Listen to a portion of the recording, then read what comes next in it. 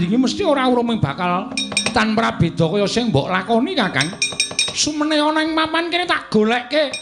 Srana supaya aku iso mateni Begawan Manik Maninten Kakang Antasena.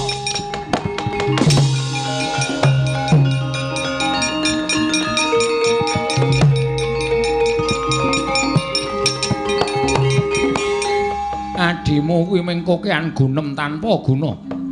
Bebasan kakian gluduk nanging ora sida udan. Anggepe sajake kaya yak-yak alone bakal njaluk negara Ngastina tinemune bareng kakangne wujud reca. Tinggal glanggang colong mlayu ayo wis anggene ku arep mlayu tekan ngendi tak oyak leganing atiku wis anggene.